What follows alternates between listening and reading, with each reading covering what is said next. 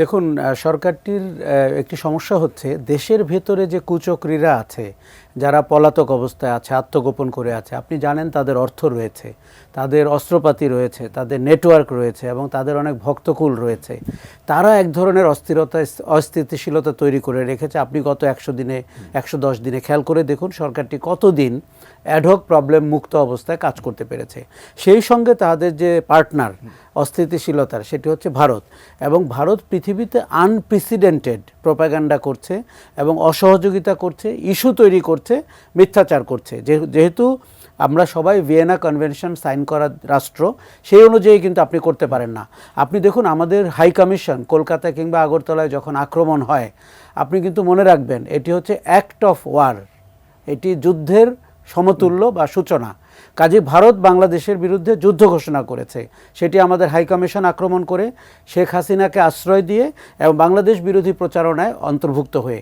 কাজে সরকারটি গত 100 দিনে বা 110 দিনে আপনি দেখবেন যে একইভাবে মনোযোগ দিয়ে আমাদের যে সংস্কার, নির্বাচন, সবগুলো দলকে নিয়ে বসা, সমাজের ভেতরে অনেক দেখুন 16 বছরে অনেকের অনেক কথা বলার সুযোগ হয়নি, তাদের কথা শোনা, সব কিছু মিলিয়ে আমার মনে হয়েছে যে সংস্কার প্রক্রিয়াটি আমরা যতটা স্পিডি আশা করেছিলাম সেটি হয়নি। তবে আমার মনে হয়েছে গত 15 দিনে আমাদের দেশের অবস্থা এখন অনেকটাই নিয়ন্ত্রিত। আমরা সবাই এক কাট্টা হয়েছি। ভারত একটা উপকার হয়তো করেছেন যে যারা যারা বিচ্ছিন্ন হয়ে গেছিলাম, হিসাব নিকাশ করছিলাম, কে গণ অভ্যুত্থানে কী ভূমিকা রেখেছে, কার নির্বাচনে কি ফল হবে ইত্যাদি ইত্যাদি, তারা মোটামুটি বুঝতে পেরেছে যে শত্রু কিন্তু একটাই, সেটি হচ্ছে শেখ হাসিনা, পলাতক এবং তার সঙ্গপাঙ্গরা আর ভারত। এবং এই প্রথম আমি দেখলাম যে কোনো ঘটনা ছাড়া, ধরুন বাংলাদেশে হিন্দু জনগোষ্ঠী, যাদেরকে আমি সংখ্যালঘু বলতে চাই না, বাংলাদেশের নাগরিক, তারা আমাদের দায়িত্ব, বাংলাদেশের দায়িত্ব আমার মতো বা অন্য আরেকজনের মতো তারও দেখভাল করা।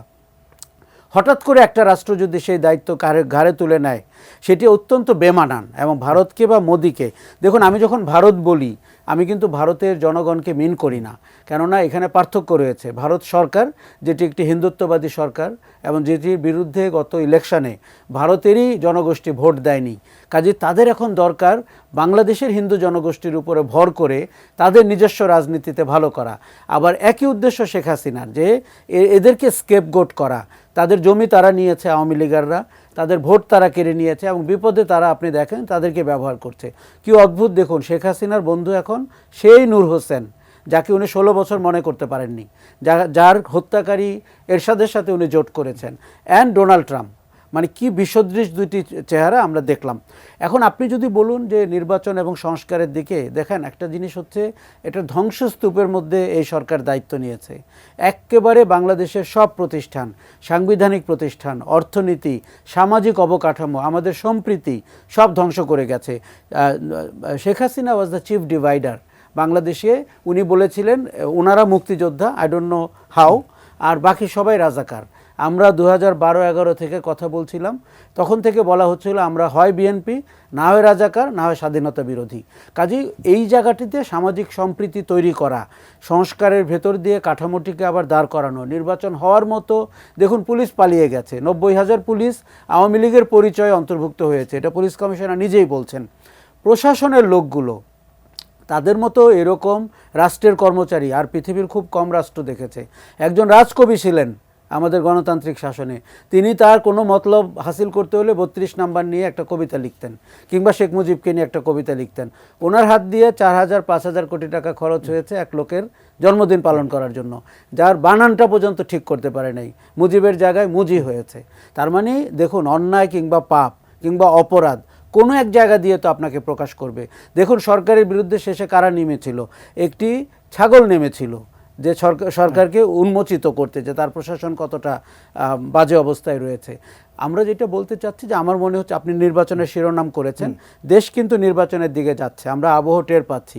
প্রধান উপদেষ্টা হয়তো মাসখানেকের মধ্যে উনি যেমনটি আভাস দিয়েছেন যে সংস্কার করে, আরেকটা জিনিস হচ্ছে নির্বাচন করতে হলেই তো আপনার একটা মোটামুটি গ্রহণযোগ্য সংস্কার করতে হবে। আপনার ভোটার তালিকা কোথায়, আপনার আরপিও কোথায়, আপনি নির্বাচন সংস্কারে যে কমিশন করা হয়েছে, তারা হয়তো আজকে আমি যতটুকু শুনেছি যে আপাতকালীন বা ইন্টারিম রিপোর্ট তারা দিয়েছেন। কাজে সেখানে আমার ধারণা বাংলাদেশের জনগণের আশা আকাঙ্ক্ষার প্রতিফলন হবে। তারা যেমনটি নির্বাচন চায়, আমরা যেন তেন আরেকটি নির্বাচন চাই না।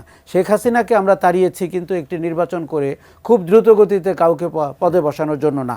তবে ভারতীয় ষড়যন্ত্র মোকাবেলা করতে হলে আমাদের একটি নির্বাচিত সরকার আমার ধারণা পরিস্থিতিকে অনেকখানি জোরালো করতে পারবে। সেই দিক থেকে সংস্কারের প্রক্রিয়া আমি বলবো কিছুটা ধীর লয়ে আগালেও যৌক্তিকভাবেই আগাচ্ছে আর রাইট ডিরেকশনে আগাচ্ছে।